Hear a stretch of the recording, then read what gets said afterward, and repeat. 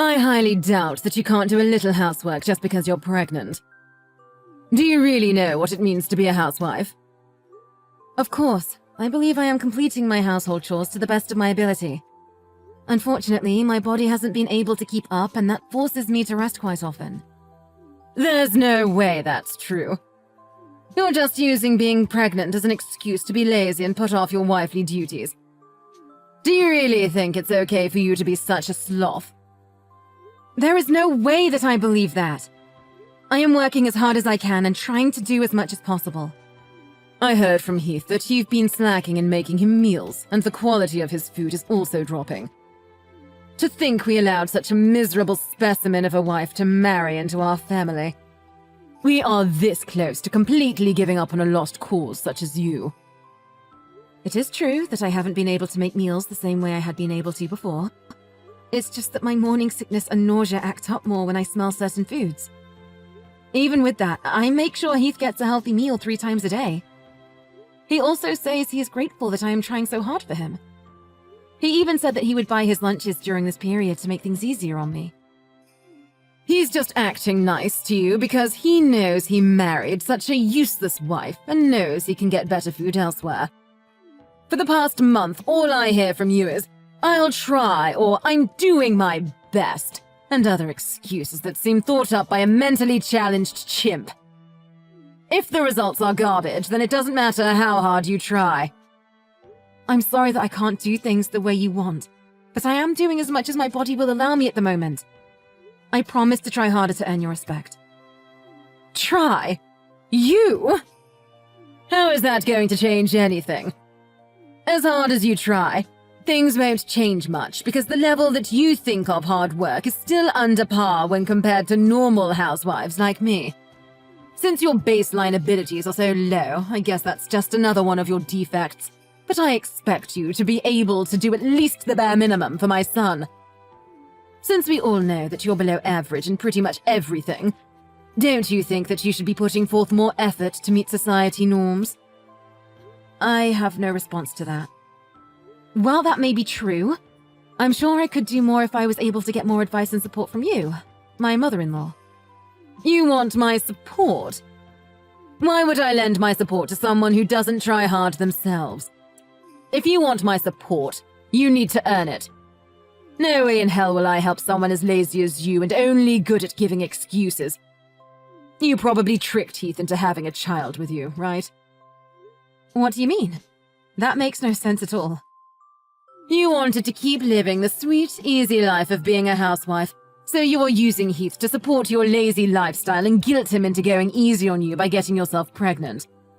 You're just taking advantage of Heath because he makes good money, aren't you? And by having a kid, it'll be harder to cut away a parasite like you. You are the most conniving, audacious woman I have ever met. It's not like that at all. I loved the job I had before we got married, and I was raised to be self-sufficient by my family. Heath knows how much that job meant to me, and even he was surprised when I quit it to follow him when he got transferred to the main office. We agreed that I would do work around the house until I found a new job. But then we found out I was pregnant, so that got put on hold. I fully intend to go back to work once our child's born and things settle down. A likely story. You say that now, but I know that you finally understand that lazing around the house and doing the bare minimum fits your millennial brain.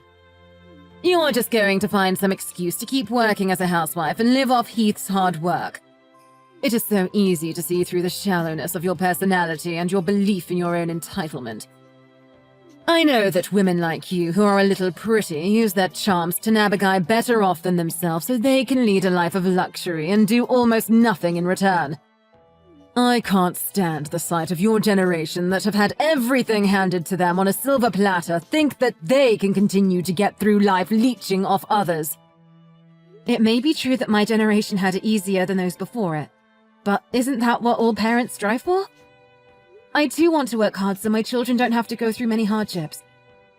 You say a lot to me about being a housewife, but aren't you one as well? Of course I am, but it's okay because that's just the time we lived in. Nothing wrong with that. Men worked and women stayed at home keeping the place clean and making sure the men had a warm meal waiting for them when they returned. Really? My parents both worked full-time, and so did the parents of almost all the people I grew up around. That just shows the difference between our white-collar world and your blue-collar existence. Nothing to be ashamed about. Well, if I had a daughter like you, I would be pretty embarrassed by how you turned out. I don't think that has anything to do with it. Stop changing the course of this conversation. Do you understand what it means to be a part of this family? Once you took our name, certain responsibilities also came along with it. With that being said, for the next family reunion next month, you don't expect to be treated different just because you're pregnant, do you? There are going to be a lot of people there, so don't embarrass me by not doing your fair share of the work. I expect you to work doubly hard to show that you are a good fit for our family. I will help out as much as my body will allow me to. By then, my morning sickness should have abated for the most part. I hope you understand your position here.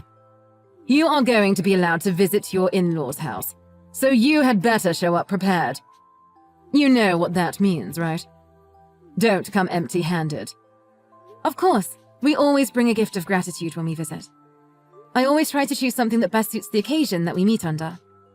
Then instead of the cheap crap you usually bring around, why don't you dig a little deeper and bring something that might actually make me happy? I try to choose something different every visit, but I just can't figure out what your preferences are. If you could, please let me know what you would like to see us bring. Seriously, this is how your generation handles things. Are you so insensitive and bad-mannered that you have to ask such things? In my day, such questions were unthinkable. It pains me to see how uncultured people like you have become.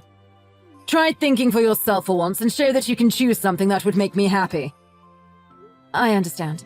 I will think about it and get Heath's opinion on what to get you guys. Hello, Sarah. Do you have a little time to talk? There's something that's been bothering me, and I wanted to clear it up with you. Hey, it's good to hear from you again. What can I do for you? Recently, Christy has been in a really bad mood. Unstable, really. I'm not sure if it's because of menopause or some other reason, but all she does is complain constantly. I know it's rude of me to contact you directly about it, but she is always talking poorly of you, and it is worrying me mightily. Thank you for coming to me directly with this. If there is something that I am doing wrong, I will fix it. Could you please let me know what she's unhappy about?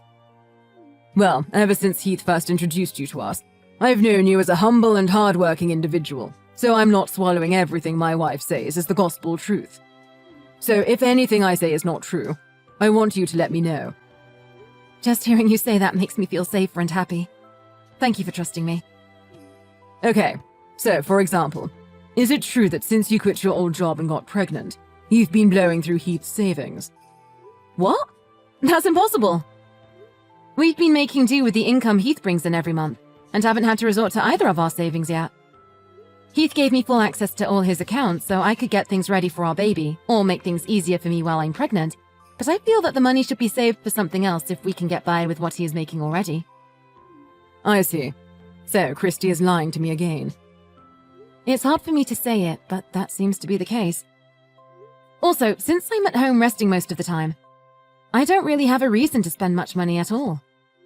There is no reason at all for me to dip into Heath's savings at all. That makes sense. According to Christy, ever since you got pregnant, your personality has shifted and you've been buying expensive brand products to relieve the stress you feel from the pregnancy. And because of that, your relationship with Heath is becoming strained. I'm shocked to hear this, not only because it's not true, but also because it doesn't even sound real. Why would she believe something like that? So, that's the case. To be very honest with you, I've seen this happen before. What do you mean?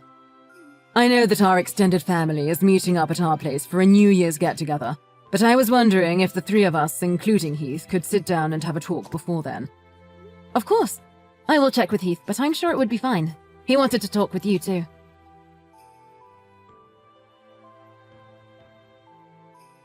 Your face was priceless. The expression you had after getting a pint poured over your head was hilarious. I wish I had a camera for it. I would frame it and put it up in our entrance so everyone could see the stupid look you had on your face. This is an example of a country bumpkin that decided to sit down for a minute instead of doing exactly what her mother-in-law told her to do. Would be the engraved caption under it. I only sat down for a minute. I didn't think that would enrage you enough to pour a whole mug of cold beer on my head. Did you really think you could take a break just because you're pregnant? How weak are you millennials anyway? It's in our house rules. Wives need to be eternally on their feet, ready to work. As soon as you decided to marry my beautiful boy, you agreed to live by my rules. So I expect you to work regardless of your physical well-being. I was helping out the entire day without rest. Not even being allowed to rest for a minute is too harsh. This is supposed to be a family, not an Amazon warehouse. It was like this when I married into this family, so I expect you to follow the same rites of passage. It's even within my authority if I decide to knock you to the floor when you are in my way or moving too slow. Are you serious? You have to be kidding. That would put the child I carry in danger. Then it's your job to protect them by not being lazy and working hard. It doesn't matter if you're pregnant. You just married into our family, so you need to sweat just to earn a place here. Next time I catch you resting, even for a second, you will find your butt out on the street so you can think about how useless you are being. Don't worry, I'm never coming back. Like you have a choice. When Heath wants to see me, you will have to come along as well. Then I can take good care of you at that time. Wrong. Neither Heath nor myself will ever share the same roof as you ever again. Tonight was the last time you will probably ever see either of us. Thank you for showing me how not to act as a mother-in-law when my children bring home their partners. What on earth are you talking about? Who do you think you are, talking to me like that? When you get back from changing your clothes, I am going to show you the true meaning of respecting your family. Hurry up and change. How long does it take you? This is what I'm talking about when I say you are a slow dullard. Heath has already snuck me out of the house and we are on our way home. Since you will never see me again, you no longer need to focus your anger on me. Please find something to direct your ire at. Maybe knitting, jogging, joining the army as a drill sergeant. Don't give me that horse crap. Once you marry into my family, you will be expected to be useful as an in-law. Once Heath read that you would kick me out of the house in this weather, he lost it. He said anyone who would put a mother and child in that much danger is worse than Stalin and a shame to mankind. That's how he put it, minus the expletives. Quit messing around and get in here. As long as you do as you're told, nothing bad will happen to you. So quit running your mouth like those pundits on the news. Everyone knows that expecting mothers should not be put under too much stress by working. You know this better than most, don't you, Christy? What kind of weak snowflake talk is that? Quit acting like a victim and get back here. You are so caught up in your self-righteous ranting that you haven't looked around the room at all, have you? Where is everyone? You've just been projecting your own disingenuous ideals onto me this whole time, haven't you? The lazy daughter-in-law that always shirked her duties was you, wasn't it? How dare you? How would you know anything? I heard everything from your husband. When you were pregnant with Heath, you used that as an excuse to completely stop doing housework. He said that he would come home to a dirty house and no food in the kitchen, but find you in your famous reclining Buddha pose on the sofa, laughing and snacking in front of the TV. Famous? What's that mean? Yes, it's an inside joke amongst the whole family. You were probably in that pose on your sofa during most of our conversation, weren't you? How dare you? No, I wasn't. Aunt Shelley snapped a pic and sent it to me before she snuck out 15 minutes ago. Colin showed me his collection of pictures he's taken of you over the past 20 years. On that couch, in that pose. I actually peed myself a little laughing looking at them. I would like to blame it on the pressure the baby is putting on my bladder, but it probably would have happened regardless. Lies. Horrible lies. Back to the salient point. When you were pregnant, you used that as a shield to avoid doing any chores even when you felt fine. In fact, you always bragged that you never once experienced morning sickness to your friends after Heath was born. You went on shopping sprees with his credit cards, claiming that it was the only way to relieve the stress you felt from the pregnancy. Whenever someone confronted you about your behavior, you would go into histrionics and enter drama queen mode. I don't know what Trevor told you, but it's obvious that those are all lies. I even heard similar stories from his siblings, cousins, and nieces and nephews. So with so many corroborating stories, it's difficult to believe your claims that they are all lies. How could you? Why would you stick your nose so deep into our family's affairs? There is no reason for Father to lie. In fact, these stories only make him look bad for letting you walk all over his family name. There really was no need for me to talk to so many other family members, but once they heard that I was looking for more evidence, they began contacting me instead. Trevor telling me his story had the effect of the little Dutch boy taking his finger out of the hole in the dike. There's even a group chat full of family members trading stories about you named A Compendium of Caligula Christie's Chronicles. You can credit that clever alliteration to Heath. This is the most humiliating thing I have ever heard. Oh, it gets worse. Colin made an internet forum of the same name and it blew up. Oh, what? It's better if you stay clueless about that one. How could you do something so terrible to me after all I've done for you? Me? I just asked questions if my treatment at your hands was par for the course in this family, and obviously it wasn't. How dare you put me on the spot like this? So what if it's true? What are you going to do about it? I'm not going to do anything. The beer incident that you so enjoyed inducing seems to be the straw that broke the camel's back. Trevor has had it and intends to cut you off completely.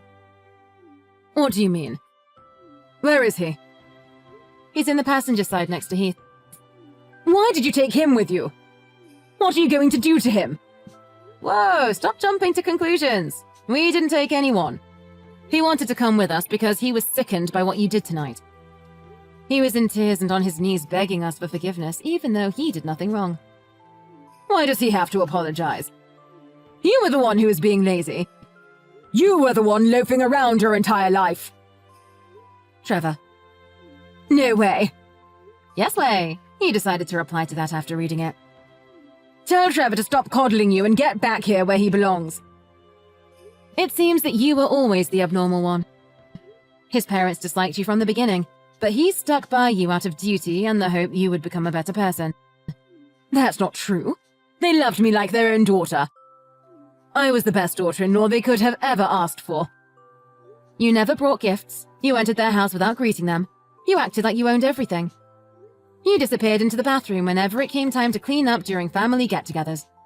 You talked down to everyone like it was your right because you married the eldest son. And the most hypocritical thing of all is that you used your pregnancy as a get-out-of-jail-free card to avoid helping out during the family's New Year's party. How did your ears not burst into flames in embarrassment telling me to do all the things you refused to do? That's not exactly the way I remember things, but it's possible something like that may or may not have occurred in such a way at one point in time if viewed from a certain way in a specific context. You could have made a fortune as some politician speechwriter. You even bald-faced lied to me that you were treated the same way you were treating me. Trevor's family was nothing but accommodating to your selfish outbursts and diva-like outlandish actions. Then you had the gall to force all your work onto your son's pregnant wife. Well, I'm not young anymore, so it's only right that a younger person works harder than an older person. You are only 46. My mother and aunt are in their 50s, and they still work full-time jobs in addition to doing house chores. I think I have arthritis and cataracts, so it's dangerous for me to work too much. Well, new excuses. I've had enough. I am tired of your bullying. Father, Heath and I are done with your indolent and reckless behaviors. So before you can harm me or the life I carry within me, we will leave your life. Wait, what do you mean by that? Speak more clearly. Come back here and say that to my face, you coward. I already said that I will never share the same building with you again. Heath and Father won't allow me, and I don't want to. None of us want anything to do with you anymore. Trevor will return in time, but when he does, it will be to make sure you leave his house. What? Why do I have to leave my own house? He's done with your erratic, hypocritical outbursts. He said he was fine overlooking your behavior up until now because it only made him look bad and didn't directly hurt anyone. But once you threatened the happiness and health of his son's family, you had gone too far. Fine. So as long as I let you ignore doing housework around here, it'll be fine, right? That is the least of the issues you've perpetrated. Dumping cold drinks on a pregnant woman and threatening to kick her out into the winter cold are actions of a psychopath that are unacceptable in any society. Trevor says you need to look back on your actions and live your life accordingly. Okay, I get it. Tell him to stop blowing this out of proportion and come back here so we can talk things out amicably. He's reading these messages himself and he says he has nothing more to say to you. He wants you out of our lives before you can hurt his grandchild. Fine. I apologize. Tell him to forgive me and come back home. Your narcissism really has no bounds, does it? You really don't see the double standards you set for yourself and other people, do you? What are you talking about? I treat people the way they deserve to be treated and expect people to respect me the way I deserve to be respected. It's only fair. This is the self-centered behavior everyone is talking about. I have decided that in order to protect my child from your poor influence, he will never see the face of your future grandchild. Heath says that you will never see him again as well. He says that this is the most judicious path we can take to keep our new family safe from you. Your conceited, egomaniacal actions up until this day have led to this conclusion. You've had an easy ride up until now, so it is high time that you learn how to work for your meals.